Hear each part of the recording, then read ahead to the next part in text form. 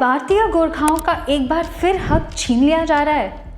18वीं century से चलती आ रही eastern frontier rifles is dying. जी हाँ, आपने सही सुना, पर ऐसा हम नहीं कह रहे हैं बल्कि डेटा एंड रिपोर्ट्स बताती है। ये फोर्स जिसने वर्ल्ड वॉर 1 और 2 में भी अपना योगदान दिया था, उस EFR को लेकर वेस्ट बंगाल गवर्नमेंट बिल्कुल भी कंसर्न नहीं दिख रही है।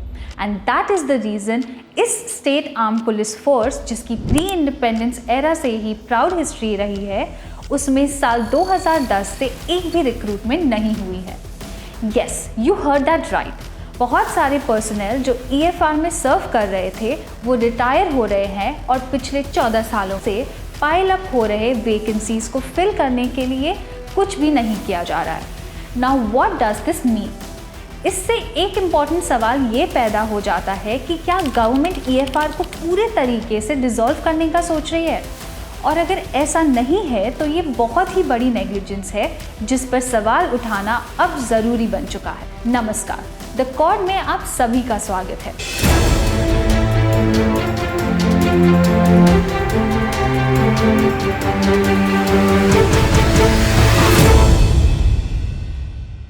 चलिए एक नज़र डालते हैं 6 अगस्त 2020 की इस फेसबुक पोस्ट पर, जो कि दार्जिलिंग MP राजू बिस्टा के ऑफिशियल अकाउंट से पोस्ट किया गया है। वे लिखते हैं, मैं वेस्ट बंगाल गवर्नमेंट द्वारा ईस्टर्न फ्रंटियर राइफल्स EFR पर की गई नेग्लिजेंस और लापरवाही देखकर काफ़ी दुखी हूँ। वे आगे ये भी लिखते हैं कि अपनी ग्लोरियस हिस्ट्री के बावजूद 2010 से EFR के तीनों बटालियंस के लिए सभी नए रिक्रूटमेंट्स पूरी तरीके से बंद कर दी गई है।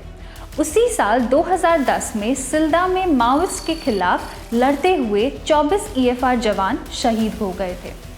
अब एक नज़र डालते हैं BP बांजगांव के इस पोस्ट पर, जो करशोंग के BJP MLA है। उनके द्वारा 13 मई 2022 को पोस्ट की गई इस सोशल मीडिया पोस्ट में वे लिखते हैं, इस वक्त 3000 जवानों की ताकत के साथ EFR के प्रति सरकार की लैक ऑफ इंटरेस्ट साफ दिखाई देती है।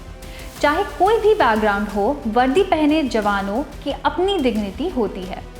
लेकिन दुख तब होता है जब हम देखते हैं कि EFR के सोल्जर्स को दूसरे बैकग्राउंड से आए सोल्जर्स से कम फैसिलिटी मिलती है। वह उस पोस्ट में आगे ये भी लिखते हैं कि सभी सोल्जर्स धीरे धीरे रिटायर हो रहे हैं और कुछ सालों में EFR खाली होने वाला है। वेस्ट बंगाल सरकार एक तरफ गोरखा बटालियन खोल रही है और दूसरी तरफ सिर्फ पॉलिटिकल बेनिफिट्स के लिए ऐसा कर रही है। मेरे हिसाब से EFR की ग्लोरियस हिस्ट्री को जस्टिस प्रोवाइड करने के लिए हमें नए गोरखा बटालियन के बजाय EFR को एम्पावर करना चाहिए। Now that is why we raise this very serious question, is the EFR actually going to shut down? जैसा कि हमने पहले बताया, फिलहाल जैसे हालात है प्रोबेबिलिटी तो वही है, लेकिन फिर भी हम उम्मीद करते हैं कि ऐसा ना हो। And frankly speaking there is very slim hope। Research के दौरान हमें दार्जिलिंग MLA नीरज जिम्बा द्वारा बंगाल चीफ मिनिस्टर ममता बनर्जी को अगस्त 2020 में लिखी गई चिट्ठी की कॉपी मिली। जिम्बा लिखते हैं, ऐसा लगता है कि 2010 के बाद से EFR के तीनों बटालियंस में नए कैंडिडेट्स की रिक्रूटमेंट नहीं की गई, जिसके वजह से पिछले 10 सालों से 1000 वैकेंसीज खाली पड़ी हुई है। इसके अलावा ये भी सामने आया है कि पुलिस आर्म फोर्स के पर्सनल की तुलना में EFR जवानों की रिक्रूटमेंट पर कोई ध्यान नहीं दिया जा रहा है। जी हाँ, 2020 में लिखी गई खत में 1000 वैकेंसीज बताई जा रही है। अब 2024 है, यानी 4 साल बीत चुके हैं, तो और कितनी वैकेंसीज अक्यूमुलेट हो गई होगी उसका रफ गैस तो हम लगा ही सकते हैं। एक और इम्पॉर्टेंट पॉइंट ये भी है कि सिर्फ रिक्रूटमेंट ही नहीं रुकी है, बल्कि कई सालों से प्रमोशंस भी रुक गए हैं। यानी कि इस ड्यूरेशन में जिन पर्सनल के रैंक में प्रमोशन होनी थी वो भी पेंडिंग है। अब ज़रा इस नोटिफिकेशन को देखते हैं। ये इसी साल यानी 2024 के मार्च में रिलीज की गई नोटिफिकेशन है, just when the Lok Sabha election wave was peeking in the country. This generated hope, yes it did. जब सालों साल रिक्रूटमेंट नहीं होती है तो कॉमन सिटीजन्स उम्मीद छोड़ देते हैं और ये 400 वैकेंसीज को फिल करने के लिए जारी की गई recruitment notice was a sign of light at the end of dark tunnel. But guess what? There was no light at the end of this tunnel to remove 24 years of this darkness. Elections खत्म हुए और उसी के साथ ये उम्मीद भी कि EFR में फाइनली नए रिक्रूटमेंट्स होंगे।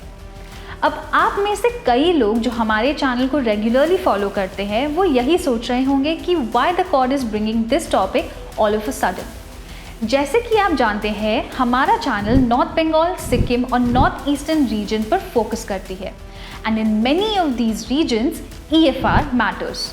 It matters to the Gorkhas of all over India, it matters to the Garos of Northeast and it also matters to the Jharuas। ये हम इसलिए कह रहे हैं क्योंकि इस बटालियन में रिक्रूटमेंट सिर्फ इन कम्युनिटीज़ का होता था, ऐसे हमें रिसर्च के दौरान पता चला। रिक्रूटमेंट का इंतज़ार कर रहे इन्हीं गोरखा, गारोज एंड झारुआस की तरह हम सभी अपनी लाइफ को कंफर्टेबल बनाने के दौर में या तो सही नौकरी की तलाश करते हैं या फिर बिजनेस करते हैं।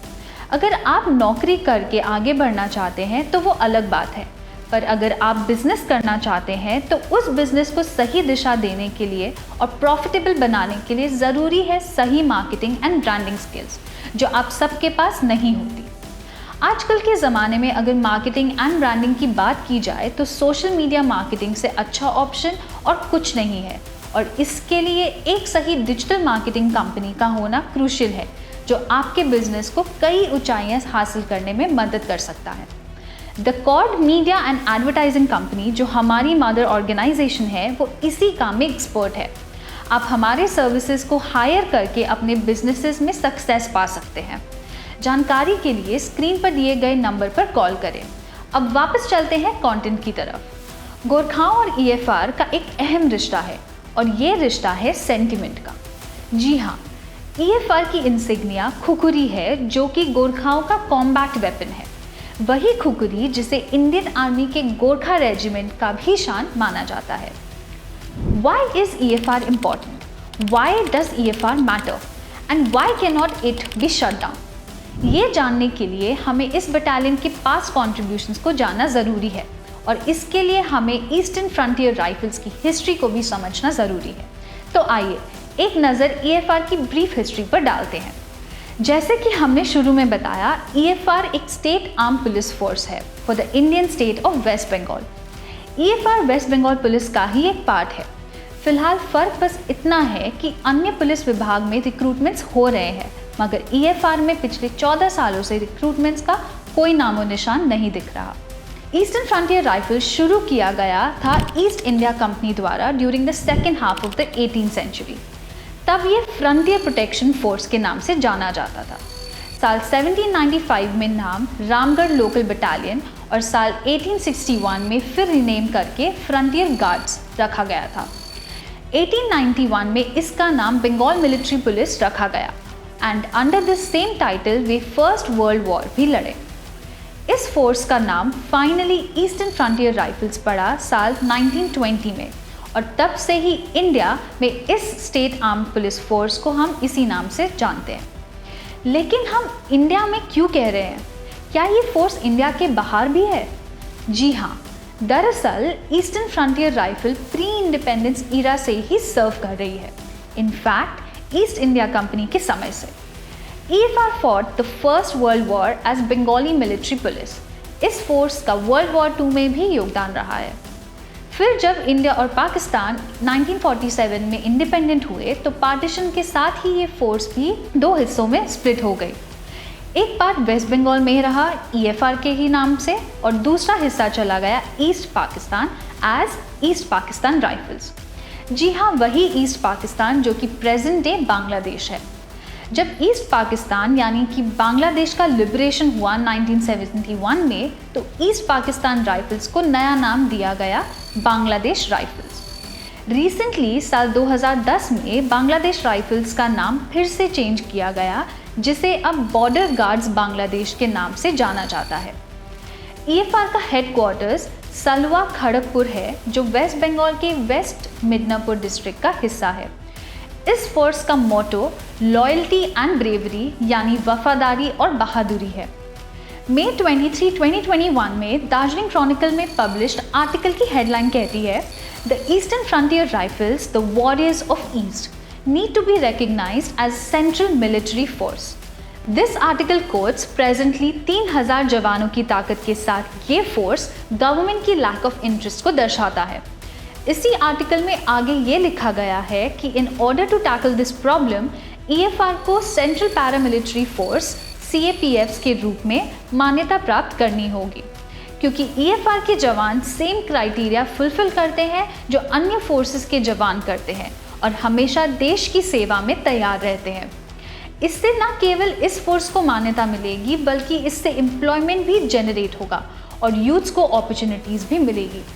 शिकायत यही है कि स्टेट गवर्नमेंट EFR को लेकर बिल्कुल भी कंसर्न नहीं है, तो ऐसे में ये मांग रखा जाना जायज़ है कि इसे सेंट्रल पैरामिलिट्री फोर्स में शामिल किया जाए ताकि EFR को रिकग्निशन मिले और एम्प्लॉयमेंट की अपॉर्चुनिटी खुले। EFR में लास्ट रिक्रूटमेंट हुआ था मार्च 2010 को सिलदा के माओइस्ट अटैक के बाद, जहां फोर्स के 24 जवानों को वीर गति प्राप्त हुई थी। शहीद ज़्यादातर दार्जिलिंग, मिरिक और कालिम्पोंग रीजन से थे। उसके बाद स्टेट गवर्नमेंट ने इस बटालियन को पूरे तरीके से निगलेक्ट कर दिया, जिसका नतीजा ये है कि आज के दिन वैकेंसी ज़्यादा अक्यूमुलेट होने की वजह से मैन पावर में शॉर्टेज फेस करना पड़ रहा है। जैसा कि हमने शुरू में दिखाया, बहुत सारे पॉलिटिकल लीडर्स द्वारा वेस्ट बंगाल CM को लेटर्स भी लिखा गया, मगर CM की तरफ से कोई भी रिप्लाई देखने को नहीं मिला, या फिर रिप्लाई आया भी होगा तो लोगों के नज़र में नहीं आया। Let's get this straight. Last recruitment हुआ था साल 2010 में। 2011 में ममता बनर्जी बंगाल की CM बनी। 14 सालों के बाद CM आज भी वही है और इन 14 सालों में EFR रिक्रूटमेंट एक भी नहीं हुआ है। इन सभी फैक्ट्स के आधार पर एक क्वेश्चन तो यहाँ ज़रूर रखा जा सकता है कि अगर बंगाल का CM आज कोई और होता तो क्या EFR की पोजीशन बेटर होती? इस विषय में आपकी क्या राय है, हमें कमेंट बॉक्स पर ज़रूर बताएं, बिकॉज योर ओपिनियन मैटर्स। देश के लिए जान दांव पर लगाने वाली फोर्स के लिए सबसे बड़ा उनका सम्मान होता है। रिसर्च के दौरान ये पता लगता है कि EFR को पहले तो इंडिपेंडेंस और रिपब्लिक डे परेड्स के लिए न्योता मिलता था, मगर आज रियलिटी ये है कि इन नेशनल सेलिब्रेशंस में बटालियन तक को इनवाइट नहीं किया जाता। EFR का ग्लोरियस हिस्ट्री है। ये अपने सर्विसेज टॉप ऑफिशियल्स जैसे कि DGP और गवर्नर तक को देते हैं, और इन सब में one thing is certain, they deserve to be treated better. आपको हमारी ये स्टोरी कैसी लगी? अगर आपको हमारे वीडियोस पसंद है तो हमारे चैनल को ज़्यादा से ज़्यादा शेयर करना ना भूलें, साथ ही लाइक और सब्सक्राइब ज़रूर करें।